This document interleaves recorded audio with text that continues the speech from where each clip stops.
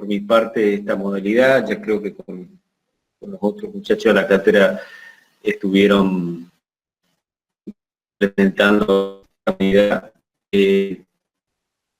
así que vamos a ser todos flexibles con las pequeñas complicaciones que podamos tener, pero vamos a tratar de salvarlas.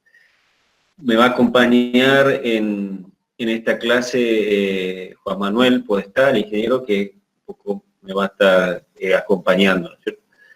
Él un poco va a manejar el tema del chat. Si sobre lo que estoy planteando, lo que estamos viendo, hay alguna duda, lo pueden hacer así, y si no, también pueden habilitar ahora están todos muteados, pero se pueden desmutear y con algún orden pueden ir haciendo las preguntas. La idea va a ser que vamos a ir recorriendo un poco el ejercicio, que ustedes ya lo tienen, ¿sí? Y vamos a ir, por eso yo les había puesto en el aula, como para que tengan el reglamento, que básicamente con el que nos vamos a estar ayudando, y entonces así podemos ir acompañando el ejercicio y el reglamento.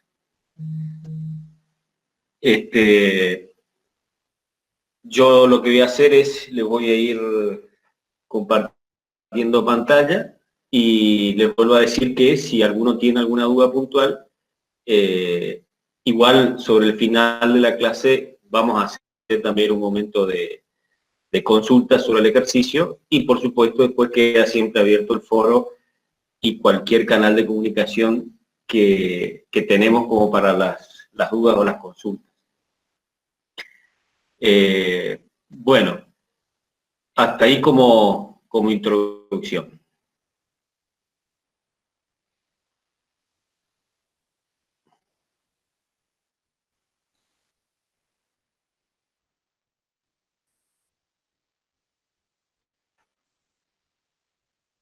Bueno, el ejercicio tiene mal el número, ¿no es cierto? Sería el número 6, pero básicamente es el ejercicio con el que vamos a hacer una verificación de lo que sería una barra compuesta, es decir, va a estar compuesta por dos perfiles, que estaría formando parte de una estructura reticulada y que conforma la estructura de una cubierta metálica. ¿Sí? Básicamente el diseño de esta sección, que es la que tenemos acá, es una sección compuesta por dos perfiles ángulos, y que vamos a ver que va a estar unida con una presilla, que es también la que vamos a calcular, ¿sí? Entonces, este sería el diseño de la sección que vamos a verificar.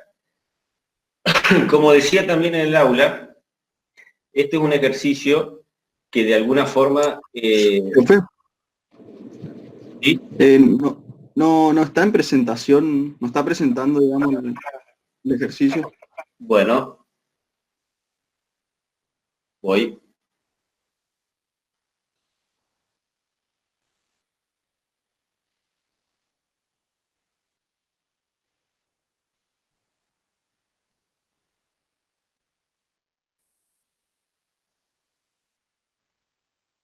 ¿Ahí sí?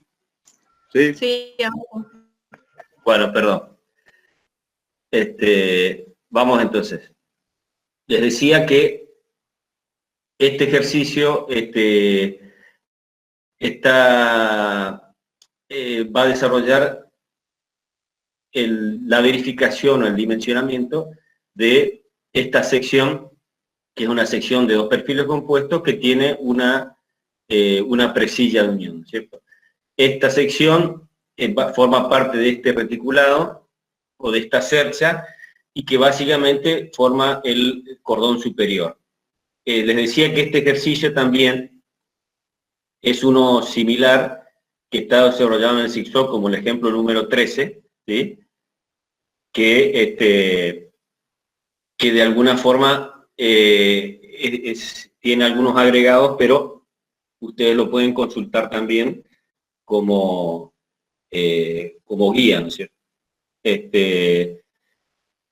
Entonces, a manera de introducción, les decía esta situación de qué estructura vamos a dimensionar. Esta forma parte de una cubierta que, esta es, digamos, la cercha, que están separadas cada 5 metros, y esto tiene una altura en realidad que no está puesta acá,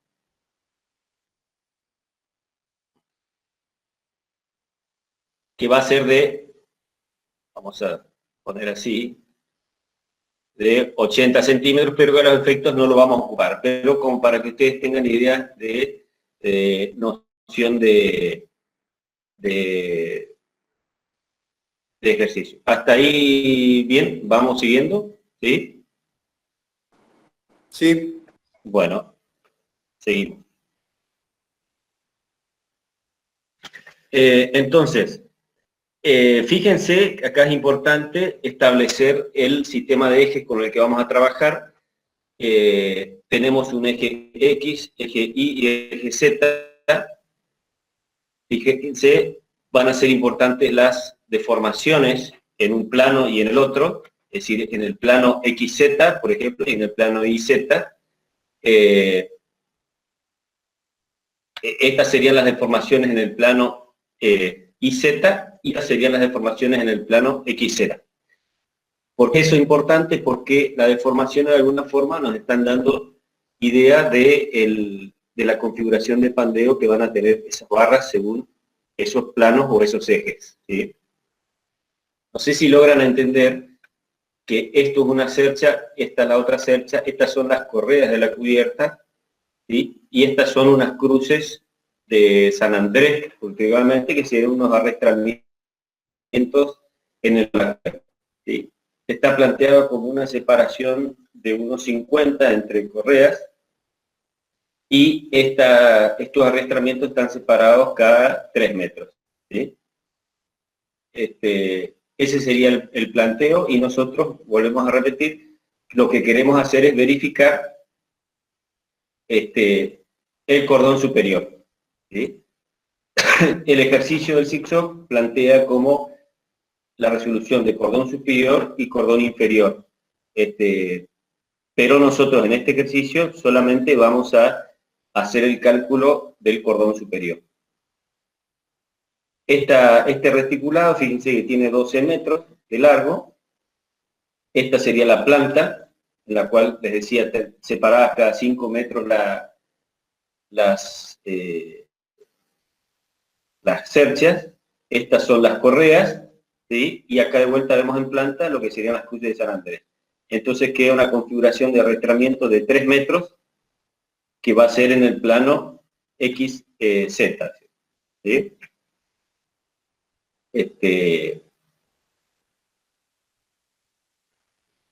No sé hasta ahí si hay alguna consulta, si no, avanzamos.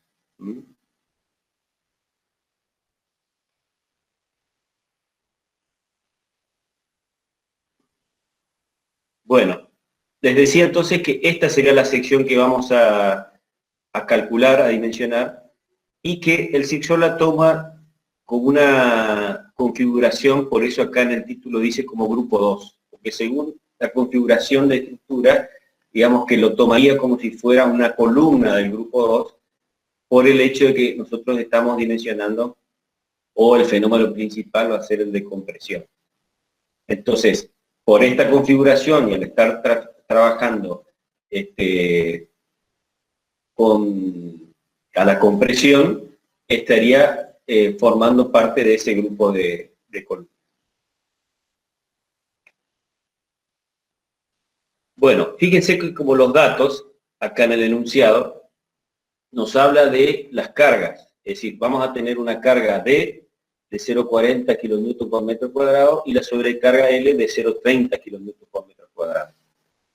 En el caso, nosotros para el ejercicio descartamos que lo tienen el ejercicio del zigzag, pero tranquilamente ustedes también lo podrían tomar, es la carga debido al viento. Pero vamos a ver que en la superposición, como no es determinante como el caso más desfavorable, entonces nosotros no la tomamos, pero eventualmente, si hubiera alguna duda, se puede hacer las superposiciones que contempla el SIRSOP.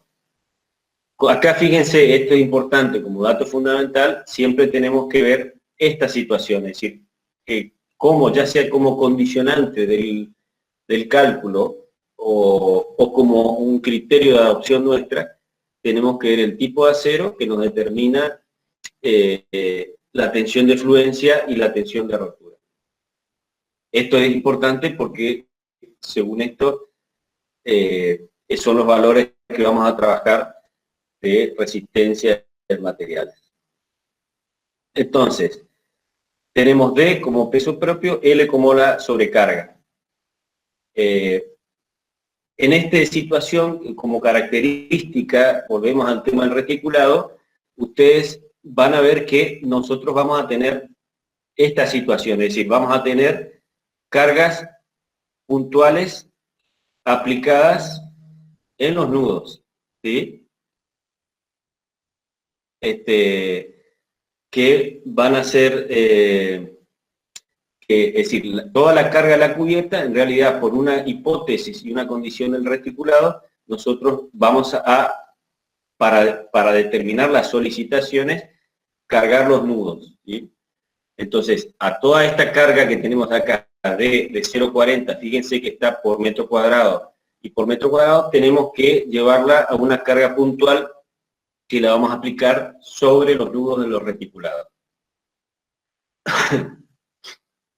Nosotros entonces, teniendo estos valores de las cargas puntuales, que en este caso, acá lo vamos a dar como dato y ya lo vamos a dar resuelto, pero en el caso de tener que resolverlo, es decir, nosotros tenemos distintas herramientas, como puede ser el P-Plan, ¿no es cierto? O algún otro archivo, algún otro software de aplicación para poder resolver las solicitaciones en el reticulado que nos den estos valores de los esfuerzos en las barras para dimensionar.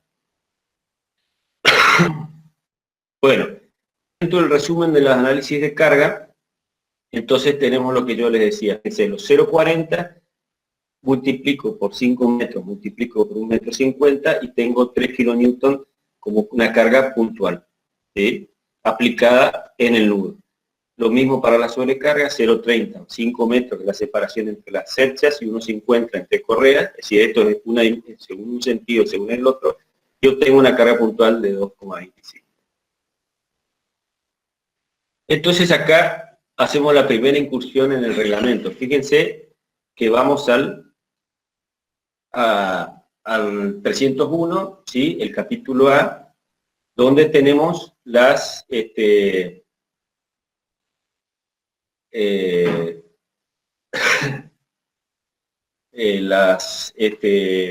los estados de carga con las combinaciones de los estados últimos que contempla el SIRSOP. Entonces, acá fíjense que de todas estas cargas, nosotros acá hicimos una reducción en el sentido de trabajar solamente con la D, que sería la carga de propio gravitatorio, y L, que es sobre. Entonces, haciendo un análisis rápido, vemos que la condición más desfavorable es la de 1,2D y 1,6L, y nos da el mayor. Si hubiera alguna duda, se pueden plantear todas las combinaciones, inclusive, fíjense que acá está W, que es la del viento que hoy les decía. Si tuvieran el viento, ustedes plantean todas estas y van a tener la situación más desfavorable con la cual van a calcular. Inclusive, si tuviéramos alguna duda respecto a cómo influyen esas cargas puntuales en las solicitaciones de nuestro reticulado, el P-Plan o cualquier otro software nos permite hacerlo correr con las distintas situaciones, distintas combinaciones, y vamos a obtener distintos diagramas de esfuerzo normal como para nuestro dimensionamiento.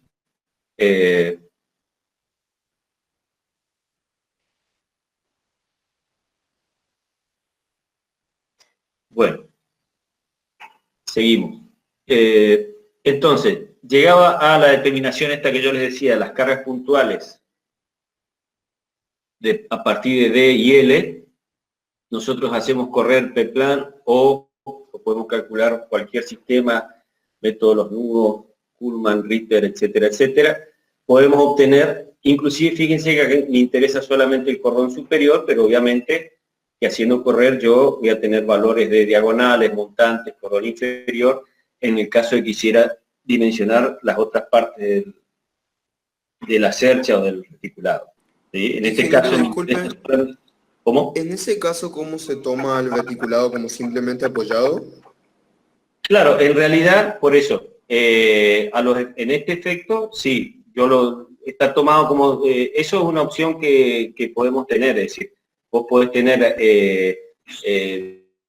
una condición de vínculos que puede estar determinada por el proyecto, es decir, normalmente son apoyos simples, pero eventualmente puede llegar a haber algún empotramiento, pero en estructuras metálicas es muy difícil. Pero sí, en general sería simplemente apoyado. ¿Sí? Gracias. Tomás, digamos, esos apoyos y con eso haces correr y te da los valores en diagonales, montantes, etc. ¿Sí? Bueno, entonces, fíjense que a mí lo que me interesa es el valor máximo, el máximo de compresión. Es decir, yo puedo llegar a hacer, y acá permítame que vaya al ejercicio que está planteado en el zigzag. Fíjese que en el caso de ellos trabajan con distintas combinaciones.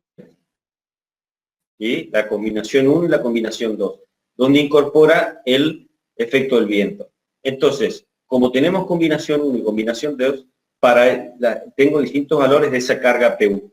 Y entonces voy a tener distintos valores máximos en el cordón superior y en el cordón inferior. Y fíjense que inclusive tengo valores máximos de compresión y de tracción, de compresión y de tracción. Esto es cordón superior, cordón inferior.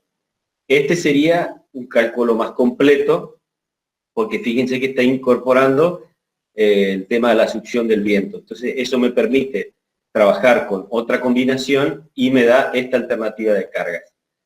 Les vuelvo a repetir, en este ejercicio es porque también se desarrolla el cálculo del cordón inferior, donde básicamente es preponderante el esfuerzo de tracción, porque no nos olvidemos que en realidad esto no es más que una gran viga, ¿no es cierto?, en la cual el valor central, digamos, estaría dándonos, digamos, una situación así, es decir, un esfuerzo de compresión en los cordones superiores y de tracción en los inferiores, ¿no es cierto? Nada más que como condición o hipótesis del reticulado, ustedes saben que el reticulado solamente presenta esfuerzos axiles, es decir, aquí vamos a tener solamente valores de compresión o tracción, ya sean montantes, diagonales, cordón superior e inferior.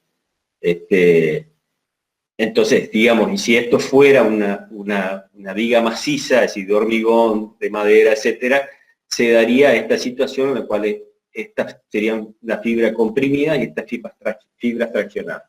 De alguna forma eso se repite, en el sentido que el cordón inferior normalmente va a estar traccionado y puede ser que algunas diagonales estén comprimidas y otras traccionadas, ¿sí? Pero obviamente va a depender de la situación de cargas que tenemos, es decir, por ahí puede haber algún tipo de combinación de cargas que nos dé situación como esta que yo le estoy diciendo, que fíjense que hay valor muy bajo de tracción para el cordón superior y un valor muy bajo de compresión en el cordón inferior. Entonces, claramente que lo determinante para el dimensionamiento, fíjense que son estos valores, ¿sí? Es decir, la tracción para el cordón inferior y la compresión para el superior. Bueno, eso es manera de de comentario y para que vayan teniendo contexto que no necesariamente podemos reducir a lo que estamos viendo en el ejercicio. Bueno, fíjense entonces, yo haciendo correr el software tengo esfuerzo máximo 108 kilonewton en el cordón superior, en esta barra que sería la más solicitada, y fíjense que tengo un esfuerzo normal variable, es decir, en el resto de las barras tengo valores de compresión que se van achicando. A mí me interesa puntualmente, y lo vamos a ver por qué, el máximo y el inmediato inferior siguiente, que sería ese, a lo que vamos a llamar PU 108 y P2 101, ¿sí? Esta sería entonces la resolución del reticulado del Sercha cargando con estas cargas de mi combinación hecha según Sirson. Entonces, este sería el primer punto, que sería nuestro análisis de carga, y aquí estaríamos en condiciones de avanzar en la verificación de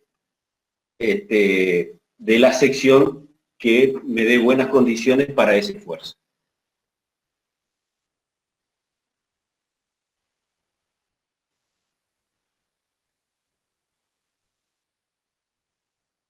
Sí, cierto, yo no veo las consultas, pero es esfuerzos normales y eso sale del PEPLAN, o digo, no es la única alternativa al PEPLAN, es decir, también podemos trabajar con algunos otros software, que hay bastantes muy buenos, o también hacer una resolución manual. Digamos, no me detengo más en ese punto porque no es la intención, digamos, en este práctico de esta situación, ¿cierto? Es decir, eso, y normalmente nos va a pasar mucho en la materia, que ustedes van a ver que toda la parte de solicitaciones, toda la parte estática, de alguna forma nosotros la vamos a estar tomando ya como conocimiento adquirido, porque es la base para introducirnos en nuestro cálculo, ¿no es cierto? Es decir, no significa de que si tenemos alguna duda ahí, la pueden plantear sin problema, ¿sí? Bueno, insisto en que interrumpan nomás, se desmutean y me dicen, o yo cada tanto miro el chat también para no distraerme, pero sin problema. Cualquiera de las dos situaciones avanzamos. Bueno, como el segundo punto, tenemos entonces, vamos a hacer un predimensionado. Para eso, nos vamos a valer de un límite en la esbeltez. Ustedes acuérdense que el lambda, entonces, es una característica de la sección en la cual está involucrada la longitud y el radio de inercia, ¿sí? Eso nos da un poco la esbeltez. Entonces, ¿qué es lo que vamos a hacer nosotros? Fíjense, de vuelta vamos al reglamento B7, tiene el capítulo B, y fíjense que dice el punto 7, esbelteces límites. Entonces, y plantea que para barras comprimidas debe ser menor o igual a 200 lambda. Entonces nosotros, conservadoramente, tomamos un valor de 100, ¿sí? Entonces, fíjense, 100 es mayor de 200, es menor de 200, estamos en buenas condiciones. Y reemplazamos, es decir, es como predimensionamos, adoptamos ese valor para calcular nuestro radio de inercia. Previo a eso, fíjense que mi longitud de pandeo, respecto del eje X, si estamos hablando del eje material, es 150. Y ahí me voy un poquito para atrás, y esto es importante. Esta sección, al ser una sección compuesta, la principal característica, que es algo conceptual, que ustedes siempre lo tienen que tener presente, es el eje material y el eje inmaterial. ¿A qué se refiere con el eje material? Al tener una pieza conformada, en este caso el XX es el eje material, porque a su vez es el eje que se va a mantener propio de los perfiles, y el eje Y es un eje inmaterial, ¿por qué? Porque la pieza está, según el eje Y, está conformada, está armada, ¿no es cierto? Entonces siempre lo vamos a llamar al Y como el eje inmaterial o el eje ideal, y al X como el eje material. Los cálculos, las verificaciones según un eje y el otro son distintas, obviamente.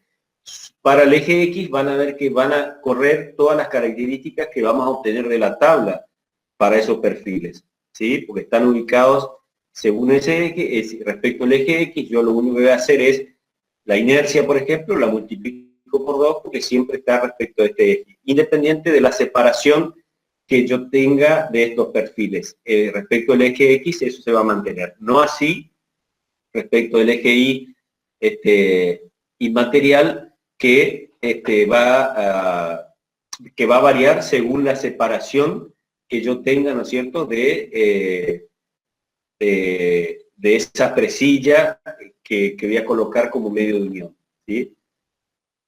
Hablando de esta presilla, vamos a ver que la presilla puede estar bulonada o soldada, ¿sí? Es decir, eso lo vamos a ver más adelante y es una característica que puede tener esta sección. Obviamente que los cálculos son distintos según sigamos un camino o el otro.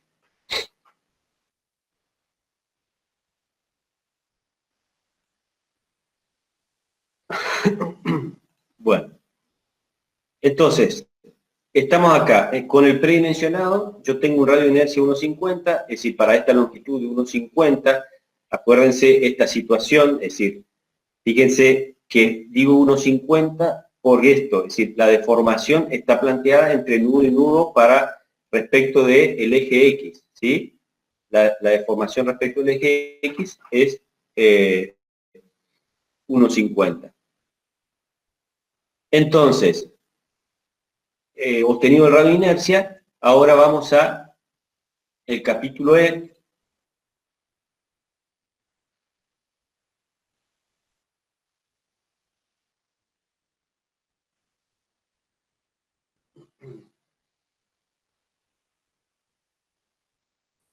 Y fíjense, el capítulo E nos habla de la resistencia de diseño a compresión por paralelo fraccional.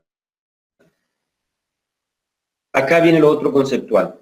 Acuérdense, en este método de cálculo a las condiciones, estados límites de rotura, estado límite último, tenemos como conceptualmente, tenemos un coeficiente que lo vimos en el capítulo A del Zig-Zag, que hace la superposición, ¿no es cierto? Y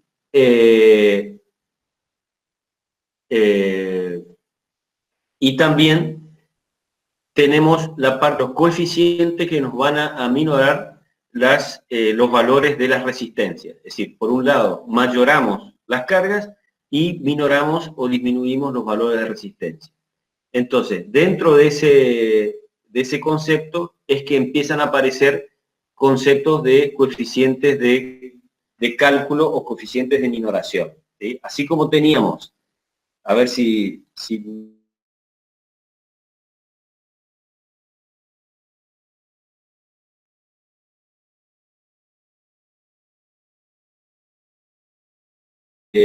empíricos y de cálculo que llegaron a determinar que con estas superposiciones estamos en las peores condiciones o las condiciones más cercanas a la realidad respecto a la combinación de cargas. Y para los efectos de la resistencia, se llegó a la conclusión de que estos valores de minoración nos van a dar garantía respecto de la seguridad de la estructura. Entonces, acá en el capítulo E, fíjense que dice la resistencia de diseño para paralelo fraccional y es un coeficiente por un P sub n, que es la resistencia nominal, que a su vez la resistencia nominal es la tensión crítica por la sección, ¿sí?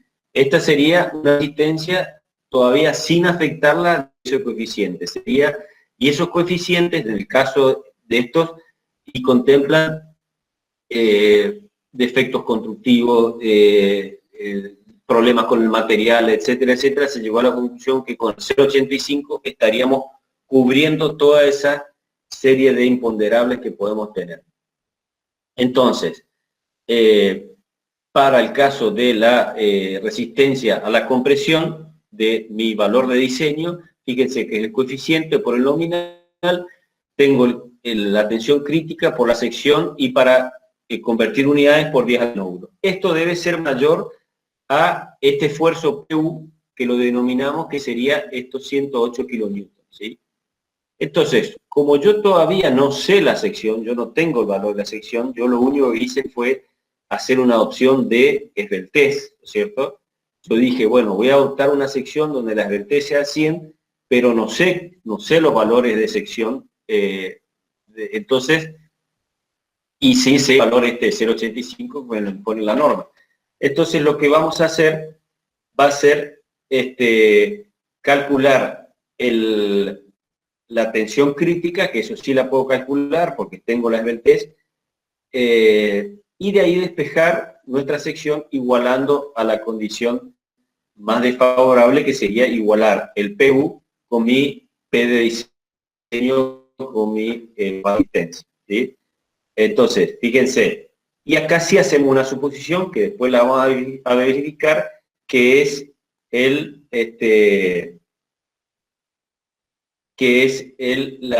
si la sección es compacta o no, que es este Q igual a 1.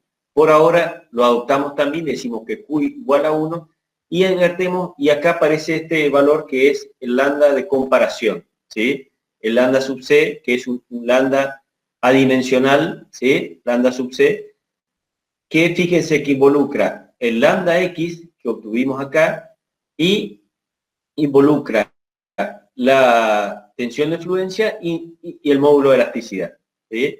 Entonces, de ese sale un valor C1,091 que debe ser menor a 1,50, en el sentido de que, mejor dicho, según el valor sea menor o mayor a 1,50, es que vamos a ir, fíjense, acá en la norma nos dice que la tensión crítica la calculamos para lambda de comparación, lambda sub C menor a 1,50, ocupa una ecuación, para lambda mayor a 1,50 ocupa la otra ecuación. Ese lambda adimensional lo obtiene en función entonces de si la sección es compacta o no, con el factor de Q. Claro, hago exactamente, hago esa suposición que después la tengo que verificar, ¿cierto? Es decir, yo supongo para poder avanzar que es compacta, pero una vez que yo elija la sección, después debo verificar realmente si para las cargas que tengo es realmente la sección compacta, ¿no es cierto? Yo por ahora voy atrás de calcular sección. Una vez que tengo la sección, voy a la tabla y adopto un determinado perfil, y ahí me doy cuenta si ese perfil corresponde a una sección compacta o no. Si es sección compacta, estos pasos que hice estarían bien, igual lo debo verificar, ¿sí? Perfecto, gracias. Básicamente, el lambda sub C yo lo necesito para hacer este cálculo, el cálculo de la tensión crítica, ¿sí? Ahí es donde yo lo necesito al lambda de comparación. Obviamente que para eso tuve que adoptar esta situación, porque según eso, es decir, la norma me dice eso justamente.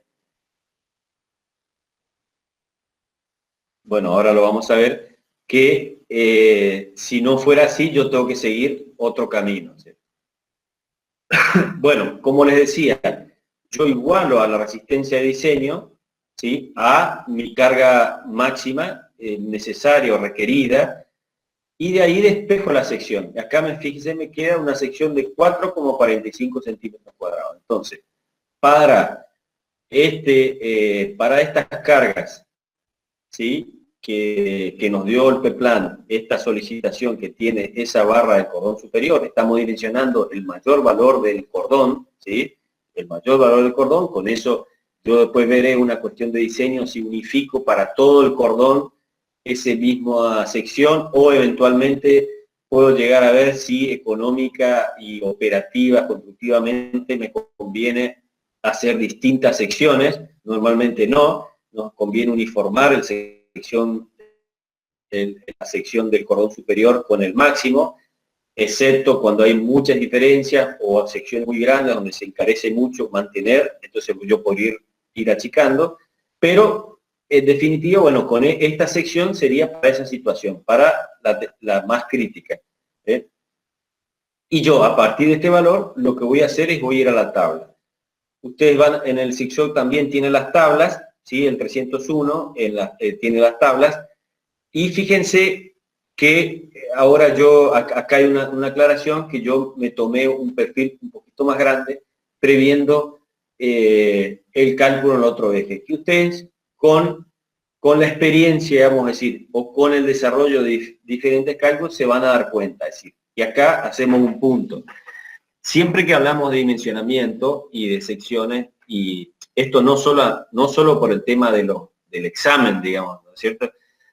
Sino como concepto de que un cálculo esté bien hecho, el cálculo tiene que ser la sección económica y técnicamente la indicada, ¿no es cierto? Es decir, ¿eso qué significa? Yo puedo adoptar una sección enorme que me va a verificar, ¿no es cierto?, los esfuerzos que yo tengo. Lo que pasa es que se convierte en algo totalmente antieconómico. Entonces, a los efectos del cálculo limpio, del cálculo bien hecho, en buenas condiciones, no es la sección óptima, ¿cierto? Entonces, no es que nosotros, por las dudas, o para cubrirnos, o para no errar, vamos a tomar secciones excesivamente grandes, entonces nos aseguramos que, es decir, no, el concepto es que vayamos a la sección adecuada, que sea segura y que sea la menor posible, porque ustedes saben que yo aumento la sección, se aumenta el peso, y eso tiene una implicancia económica por un lado, y por otro lado que empieza a repercutir en el resto de la estructura, porque me va aumentando peso en todo lo que tengo hacia abajo. Es decir, yo si dimensiono una estructura con un peso mayor al necesario, le voy a estar sumando peso a mis columnas, mis bases, que van a ser innecesarios, y todo eso repercute en un tema económico. Entonces, solamente en este caso, fíjense, yo voy a hacer fíjense, mi sección necesaria es 4,45 centímetros cuadrados, y yo adopto 10,62, es decir, estoy, digamos, un poco por arriba, pero van a ver por qué, ¿no es cierto? Es decir, pero ante la duda yo podría adoptar algo un poquito más chico, ¿cierto? Fíjense, perdón, hice mal, 4,45 contra 5,31. Yo acá lo dividí por dos ya, 4,45 y 5,31. Estoy en un entorno, ¿sí? Y acá viene la otra aclaración que ustedes ya van a empezar a manejar, que siempre se manejan los perfiles en pulgadas. Entonces fíjense que esto es un perfil que tiene de 2 pulgadas y un cuarto y un espesor 3,16. Y así las tablas ustedes van a ver que figuran 2 pulgadas, 2 pulgadas y un cuarto, 2 pulgadas y media, 2 pulgadas y 3 cuartos. Obviamente que esto después va a tener una correlación comercial en ese sentido. Hay veces que nosotros, por ejemplo, este perfil, hay que ver si en el medio, si en el mercado, es un perfil que se consigue, es decir, ¿no? Un perfil que se consigue con facilidad, sobre todo si la estructura es grande y lo vamos a necesitar muchas barras. Por ahí nosotros en el número o en la planilla o en la tabla encontramos un perfil, pero a veces tenemos un condicionante de mercado, entonces tenemos que tratar de asegurarnos que, digamos, esto sería una etapa por ahí posterior, pero conviene ya de antemano saber por ahí si hay un perfil que uno sabe que en el mercado casi nunca se consigue, o un perfil que es muy difícil conseguir, entonces ya no conviene, porque en definitiva vamos a tener que hacer un doble cálculo, porque después va a venir el comitente, el propietario, a decir, no, mira, en la estructura que vos me dimensionaste no consigo los dos perfiles, entonces ¿qué tenemos que hacer? Tenemos que volver a calcular, es decir, o buscar la forma de buscar una sección que se consiga en el mercado. Entonces por ahí ese paso previo o paralelo cuando estamos dimensionando es importante, aunque parezca, digamos, algo que no tenga que ver con la parte técnica, pero de alguna forma sí. Bueno, en la tabla van a encontrar todos los valores estáticos, las características mecánicas obviamente que va a aparecer de un perfil. Nosotros estamos en una sección de 2 perfiles, ¿sí? Nosotros, la tabla me da la característica de un perfil. Acá alguno por ahí me puede decir, y es cierto, que, por ejemplo, la Cero de la Construcción, ese manual muy antiguo, tiene tablas de perfiles compuestos, ¿sí? Y bueno, también nosotros podemos recurrir a esas tablas en el cual por ahí hay datos para nuestros cálculos que nos pueden servir, ¿cierto? El CIRSHOW, por un lado, no lo menciona, digamos, pero son tablas de valores estáticos en las cuales nos dan esos perfiles en los que estamos trabajando con distintas separaciones, nos dan los distintos valores, características de la sección. A veces son útiles. Seguimos avanzando. No sé si tengo alguna otra pregunta. ¿Puedo seguir? Si alguno todavía no se durmió, sigo.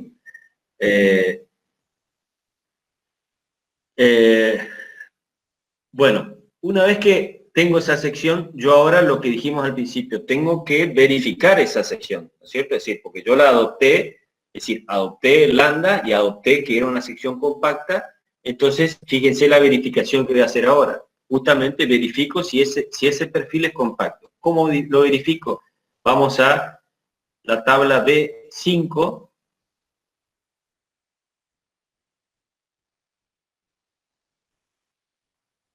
Perdón.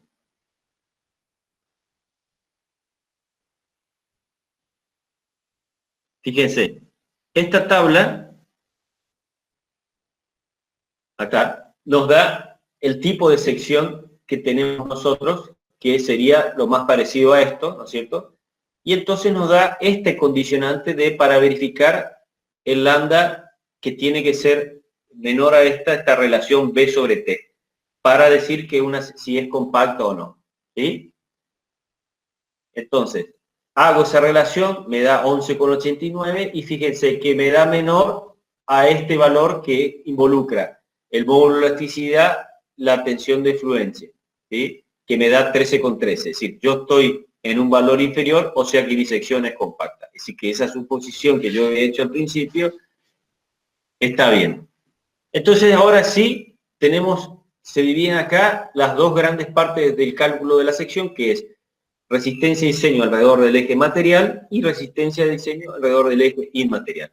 Ustedes van a ver que vamos a obtener dos valores de resistencia, es decir, para un caso y para el otro, nosotros vamos a tener que optar el menor, digamos, para comparar con ese requerido que tenemos con esos 180 kilonewtons, ¿cierto? El menor de los dos tiene que ser siempre mayor que ese valor requerido, ¿sí? Ese sería el concepto a lo que tenemos que llegar. Entonces, vamos al capítulo E y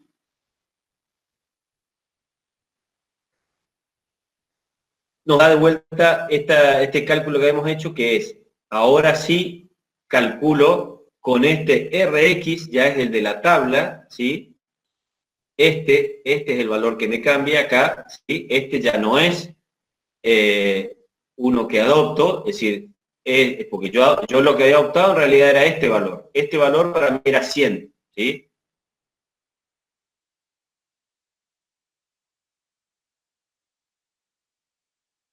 Yo vi que es el eje inmaterial, que acuérdense que al ser dos ejes respecto del eje X, ese valor es directamente el que está en tabla.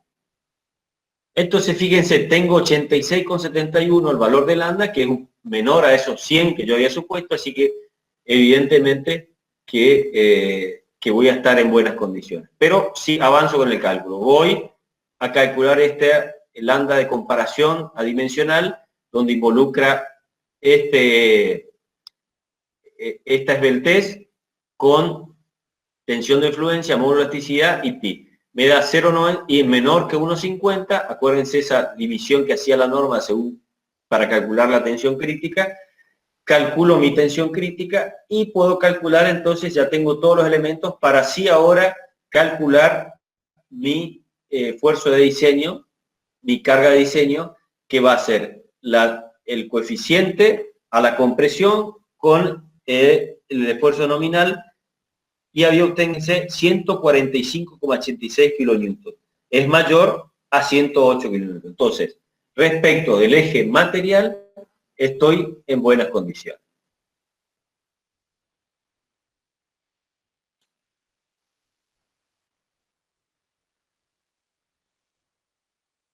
¿Vamos bien? Profe, Sí, Sí. una consulta. ¿Por qué al principio, cuando hizo el K por L sobre Sí. R y despejó ¿por qué no le igualó a 200 y le igualó a 100? ¿Con qué criterio, digamos? Es criterio, es decir, no está ni bien ni mal, sino que es un criterio en el cual vos decís, empiezo de una forma más conservadora o me voy más al límite, ¿sí? De todas formas, ese paso es un paso inicial de predimensionado, es decir, la verdad está en esta situación, es decir, está acá. Es decir, si yo acá, llegado al perfil que adopté, ¿no es cierto?, estoy muy lejos de esta situación en cuanto a que esto es muy mayor, entonces yo ahí voy a decir, no, sí, la verdad estoy desperdiciando material, hice un predimensionado, pero en realidad yo, en vez de empezar a ciegas, es decir, en vez de a tantear y decir, che, a ver, empiezo con un perfil de 2 pulgadas, pruebo, empiezo con uno, es decir, entonces yo digo, bueno, 100 es, fíjate, yo no estoy tan lejos, yo supuse 100 y estoy en 86, ¿sí? Es decir, no estoy tan lejos. Entonces, más que nada por eso, sería una cuestión de criterio, es decir, vos empezás con 150, con 180 y más, es decir, de todas formas, este proceso lo vas a tener que hacer igual, ¿sí? Es solamente a los efectos de iniciar y de tener un valor inicial. Bueno, gracias. Bueno, si ahí me preguntan si no es compacta, yo tendría que buscar, es decir, redimensionar la sección, ¿sí? Pero normalmente para este tipo de perfiles me va a verificar, ¿sí? Pero sí, si no es compacta, yo tengo que buscar que me verifique, buscar otro perfil. Bueno, avanzamos.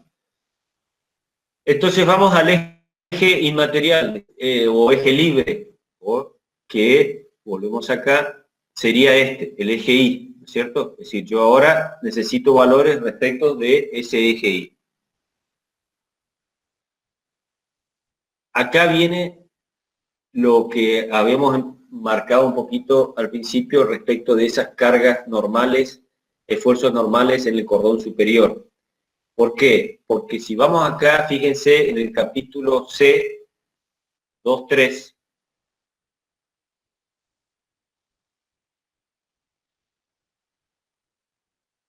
avisen si se pierden con el tema del CIRSO, pero yo estoy valiendo de la pantalla como para...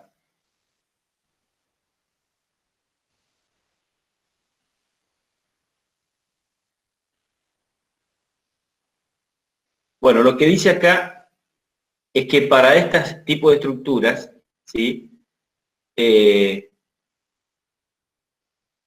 es cuando tenemos valores contiguos distintos, nos permite hacer un valor de K que pueda tener en cuenta ese valor como para, de alguna forma, atenuar el efecto de la longitud de pandeo. Entonces, fíjense, yo tenía estos esfuerzos P1 y P2, o PU y P2 serían, que eran los 108 y 101, y que lo pongo en esta formulita de K, y fíjense que me da 0,98, es decir, ¿qué es lo que me hace? Me da una pequeña reducción de mi longitud de pandeo, es decir, en vez de tomar 1, yo estoy tomando 0,98, ¿sí? ¿Por qué? Porque acuérdense, este L sub I, ¿sí? Este LI, ahora, este LI, es 3 metros, ¿sí? Porque es la deformación respecto del eje Y, entonces son los 3 metros, es de un arrastramiento al otro, es decir, no es 1,50, es 3 metros. Entonces, tomar ese valor de 0,98 me da una pequeña chance para estar con un valor un poquito menor de esa longitud de pandeo.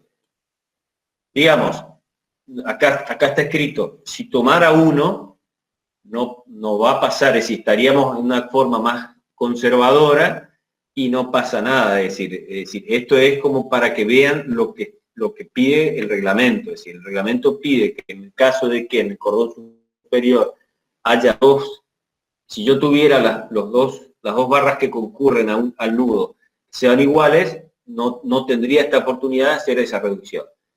Pero lo hacemos como para que ustedes vean que es lo que contempla el reglamento, pero en el caso de un cálculo más rápido, un cálculo más preliminar, uno puede tomar uno y que no hay ningún tipo de problema. Entonces esa sería nuestra longitud de pandemia.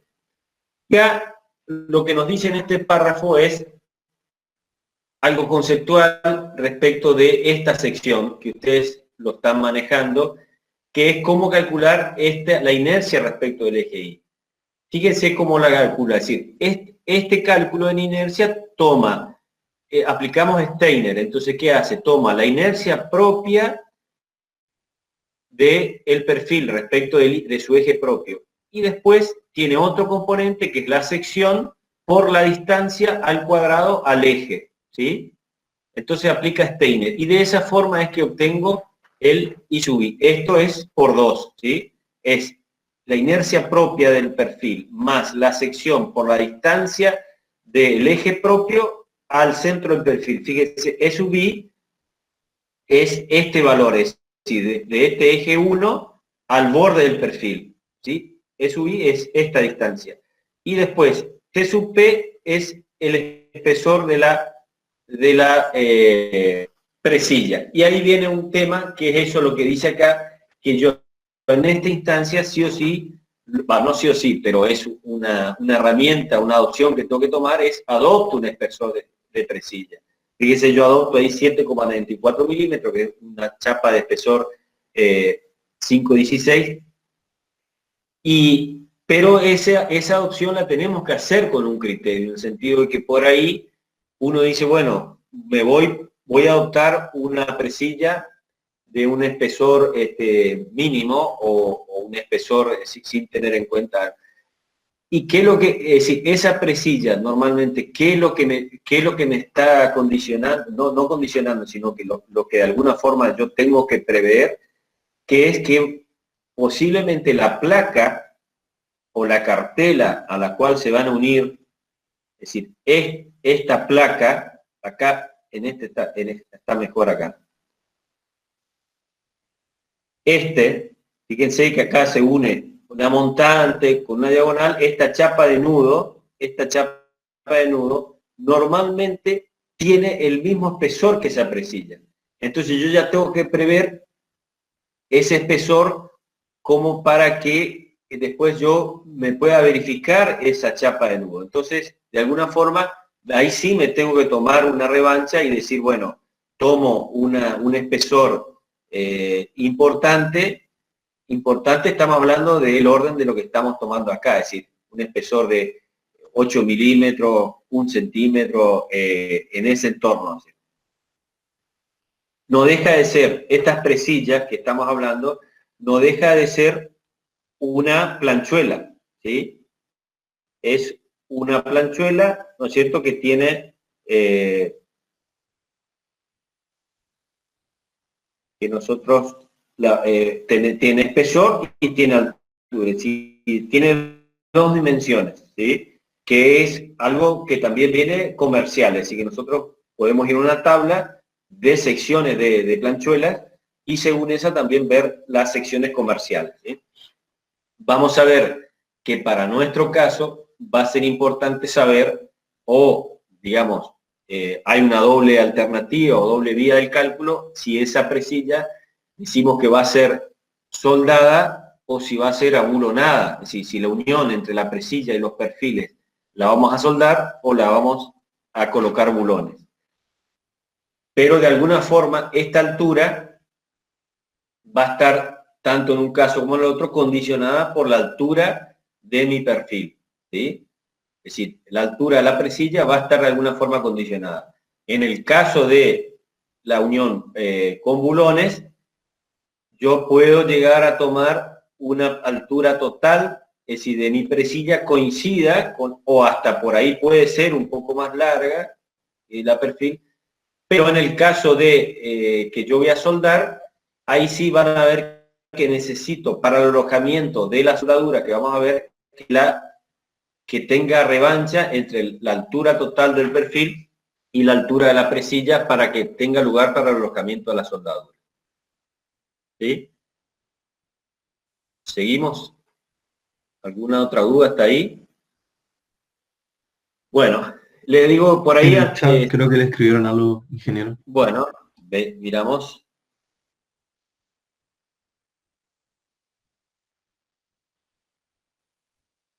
Bueno, lo de la longitud de pandeo, está bien.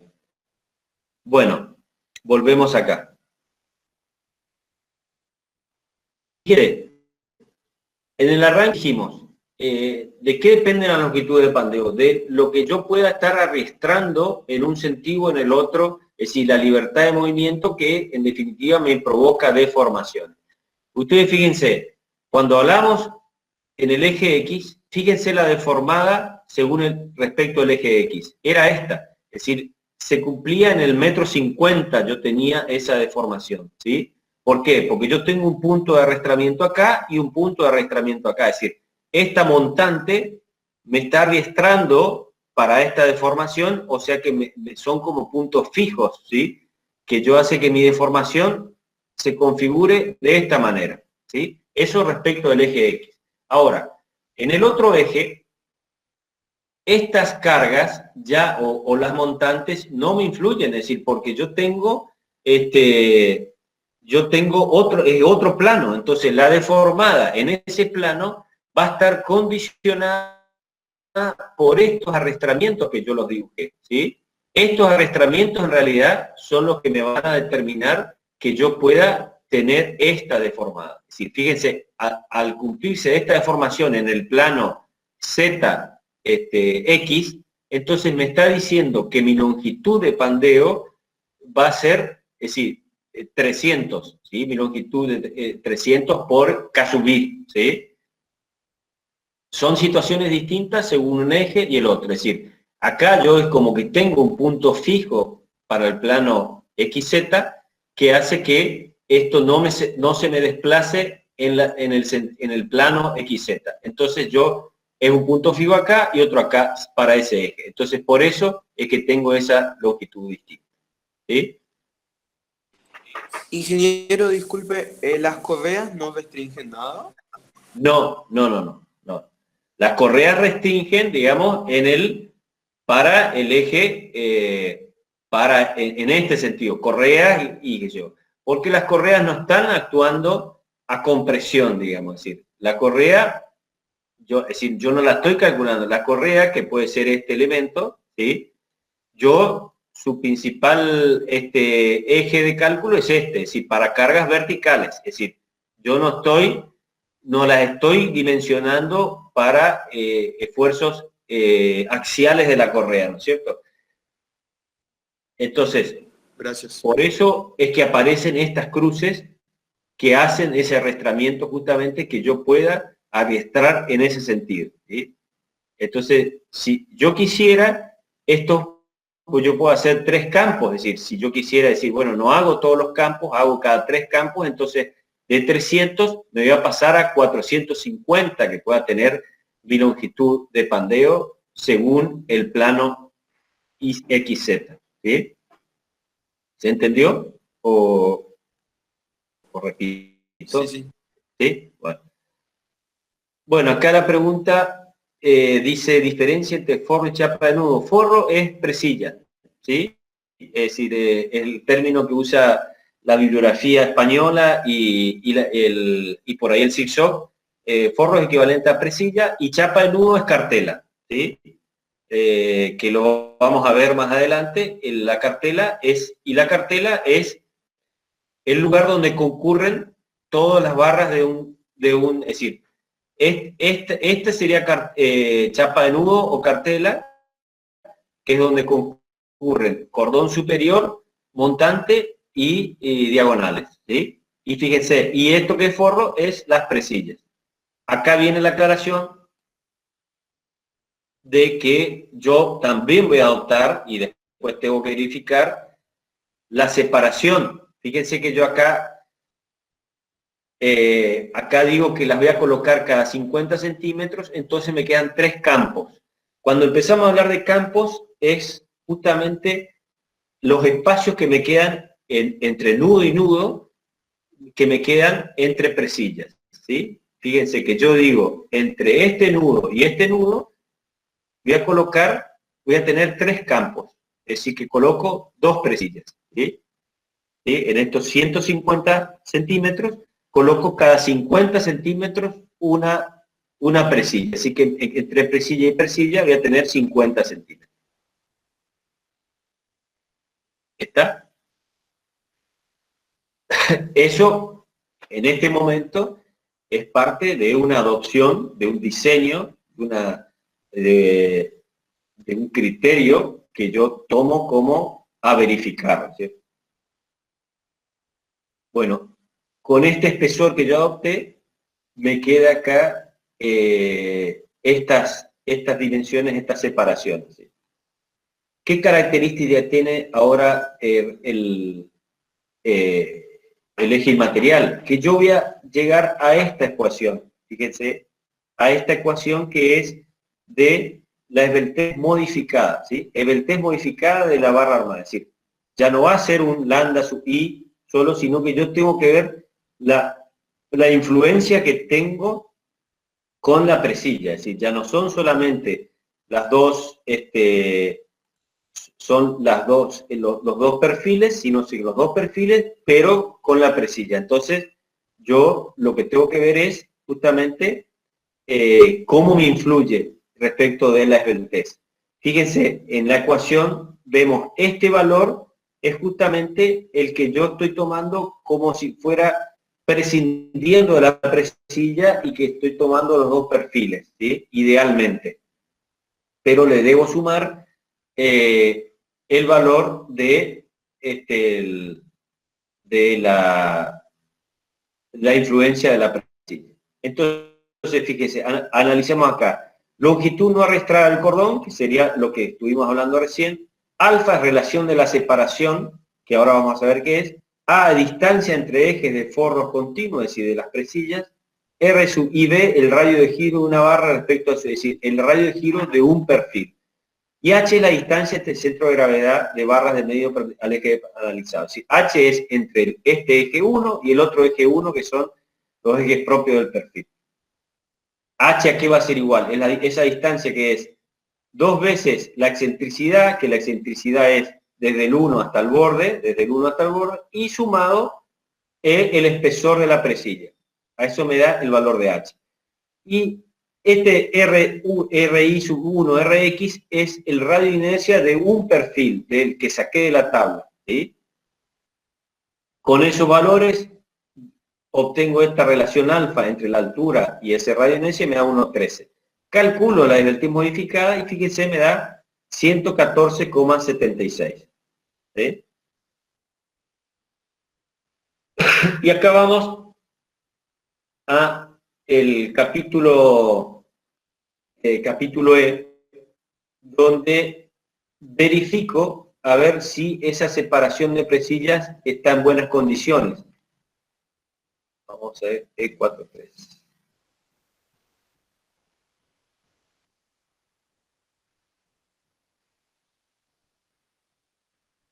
Bueno, acá está la ecuación que vimos recién. Nosotros estamos en el grupo 2. Entonces, fíjense, este es otro esquema para que se ubiquen. Esto es visto desde arriba, ¿sí? Fíjense, lo que está en gris oscuro sería, ahí dice chapa de nudo, pero en realidad es, si es chapa de nudo, debería ser un apoyo, ¿no es cierto? Pero en realidad, estas son las presillas, ¿sí? Presilla, entre presilla y presilla la distancia A. Y acá fíjense las distintas situaciones. En este caso, que no va a ser así, pero fíjense que nosotros, si ponemos la presilla un poco más larga, podríamos hacer esas soldaduras por arriba. Pero esto se complica bastante. Y si fuera bulonada, también yo podría tener. Y fíjense, tiene que darse esta relación para estar en buenas condiciones. que es SA sobre R1 debe ser menor a 3/4 K por L sobre R, y esto debe ser, me debe verificar esta diferencia. Como verifica, entonces podemos decir que la separación entre presillas está en buenas condiciones. Entonces ahora verificamos la estabilidad del pandeo respecto alrededor del eje Y. Vamos a obtener ese lambda adimensional a partir del lambda modificado que obtuvimos. Vemos si es menor a 1,50, y si es menor a 1,50 vamos a la ecuación que habíamos visto de tensión crítica. Una vez que calculo la tensión crítica, calculo de vuelta nuestra resistencia de diseño. Fíjense que me da 110, ¿sí?, para el eje inmaterial. Y yo tenía 145 para el eje X. Entonces, me sigue verificando, 110 es mayor que 108, pero fíjense que es un valor menor, es decir, la resistencia respecto del eje inmaterial es menor, ¿sí?, pero me sigue verificando, ¿sí? Bueno, hasta ahí está lo que es la sección pura, ¿no es cierto? Ahora nos vamos a meter un poquito en lo que es el tema de las presillas, ¿sí? ¿Hay alguna consulta? ¿Alguien quiere hacer alguna acotación? Profe, Seguimos. Sí. ¿A qué se refiere cuando calculó la relación esta desde el test, el que dice mayor subíndice que tiene ahí abajo? Sí, acá. Sí. Es,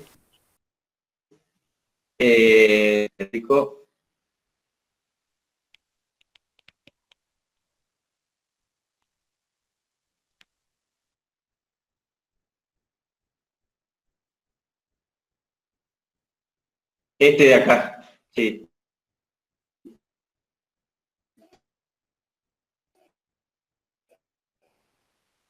¿Sí? Que es el mayor entre el eje y el eje, es decir, por eso ocupo este, que es 114,76 en realidad. ¿Mm?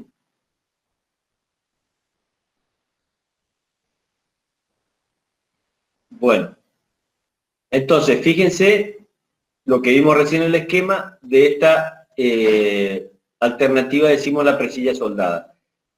Acá, esto ahora mírenlo, después analícenlo tranquilo, parece complicado, pero van a ver que lo hacen, inclusive yo les recomiendo dibújenlo, y que van a ver que esto es para analizar a ver qué esfuerzo es el que va a estar absorbiendo la soldadura de la presilla y la presilla en sí, porque también yo debo verificar la unión de la presilla con los perfiles, pero también la presilla propiamente dicha, el material, si a los esfuerzos que va a estar sometido, va a verificar la sección que yo adopté. Como yo no tengo, ustedes vieron que en el principio del ejercicio, yo no tengo un esfuerzo de corte exterior, entonces la norma, el reglamento, me dice en el capítulo E que yo debo verificar a un corte ideal, es decir, cuando existen barras que están trabajando a la compresión, yo debo verificar igual al corte, con un corte ideal, ¿sí? El corte ideal va a ser a partir, fíjense, de este B sub I, que es un 0,02 aplicado a nuestro valor que obtuvimos recién, a este 110. Un 2% de este valor, bueno, ese es el esfuerzo de corte con el cual yo debo verificar las soldaduras y la presilla. ¿Sí? ¿Se entendió? Es decir, esto me lo dice la norma. Ahora, si yo tuviera en otra pieza que estoy calculando un esfuerzo exterior de corte, entonces yo calculo las soldaduras con ese valor. En este caso no lo tengo, entonces yo es como me genero un corte ideal con el cual yo pueda verificar. Y acá, este gráfico quiere ser, digamos, una, estáticamente establecer, estoy buscando un valor T, que acá no sé si voy a agrandar un poquito. Fíjense que esta es la presilla, es un T, una flecha para allá y otra para acá, que hago de alguna forma el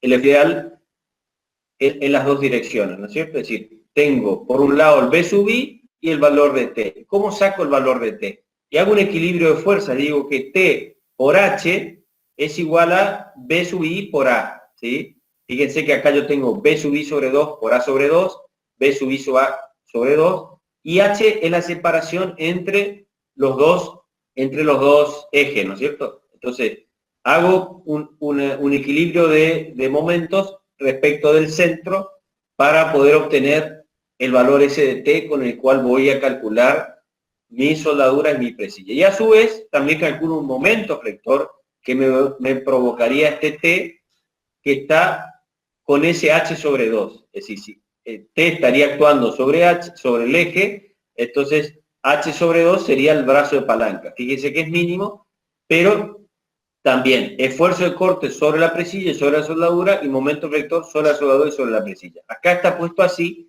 porque van a ver que como el esfuerzo, como el momento flector es muy pequeño, la presilla en sí la vamos a calcular solamente al corte.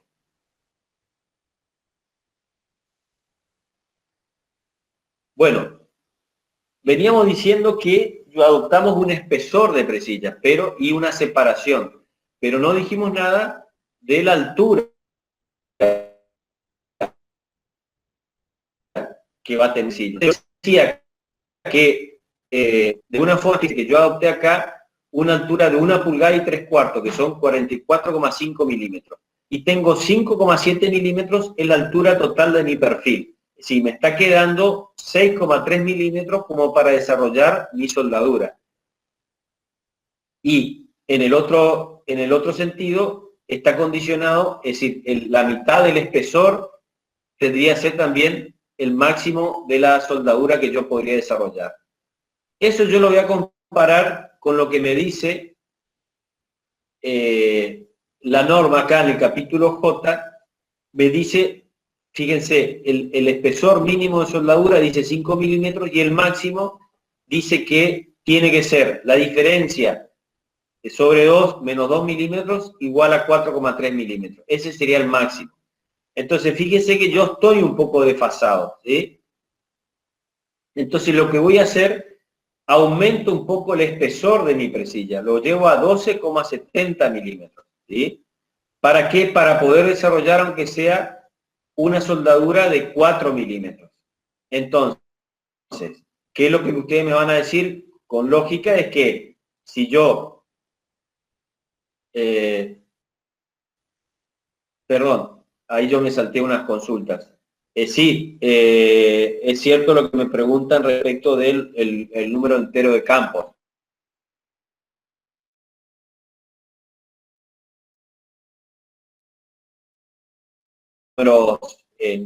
Números simples, digamos, pero si yo tuviera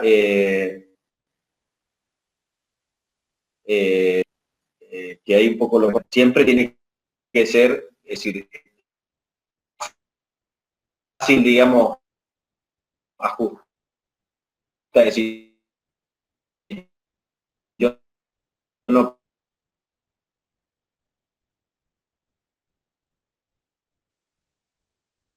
puedo tener 2 campos y 3/4, no.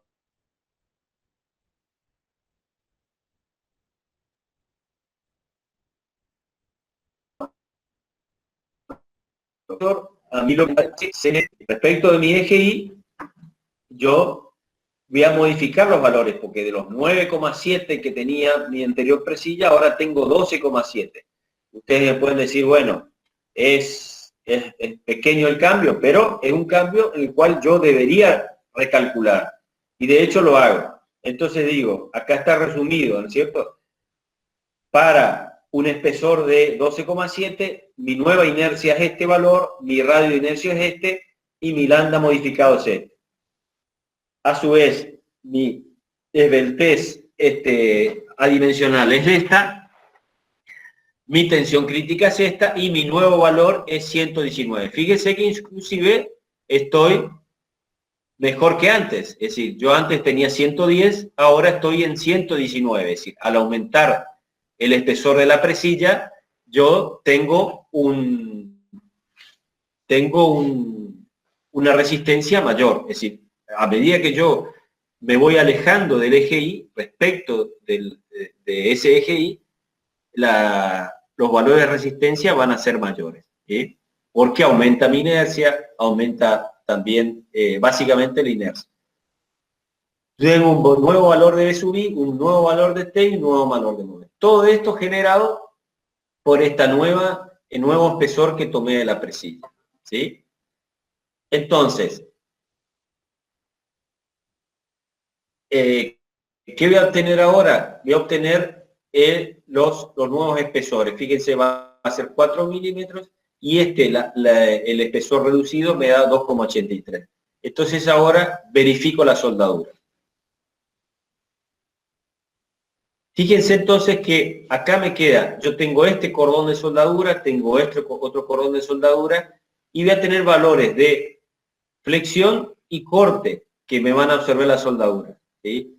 Ahora, ustedes van a ver que nosotros vamos a hacer una consideración como que los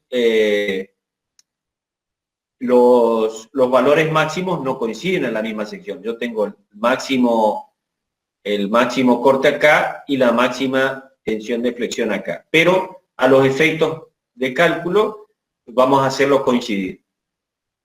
Entonces, la sección de mi soldadura va a ser 2 veces E sub G por la longitud de la soldadura, que me da 4,24 centímetros cuadrados de soldadura.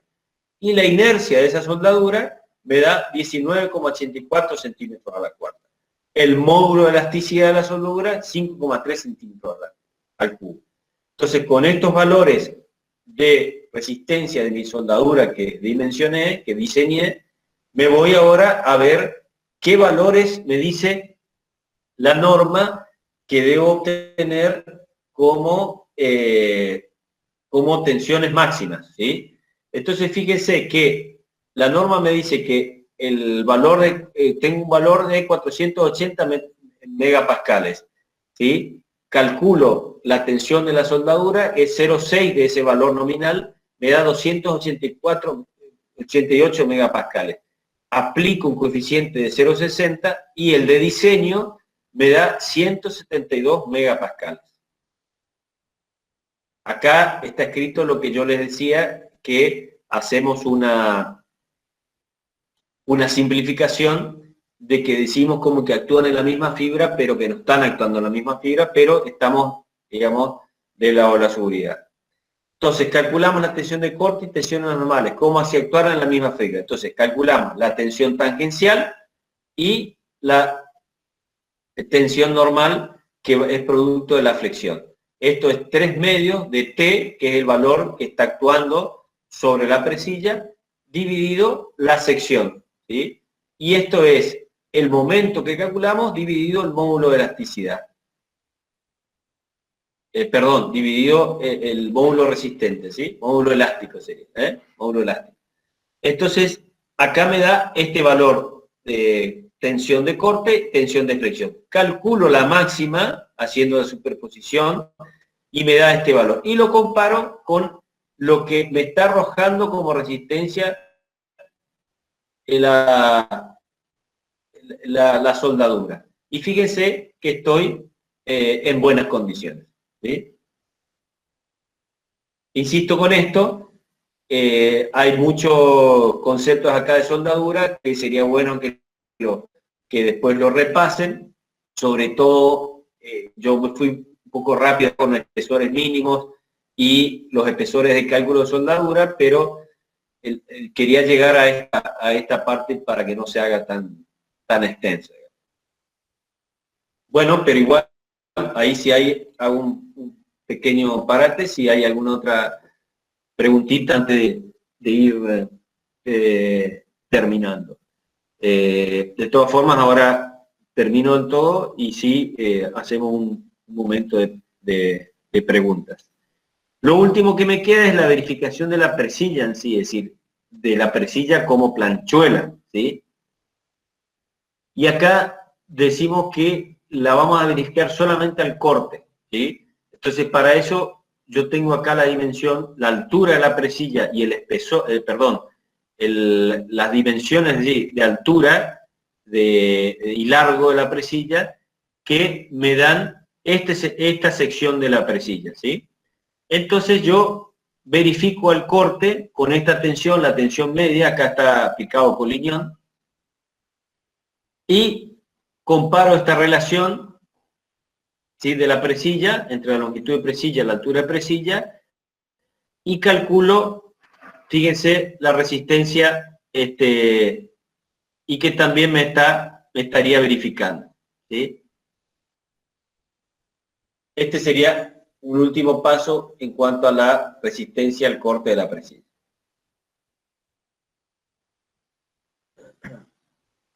Bueno,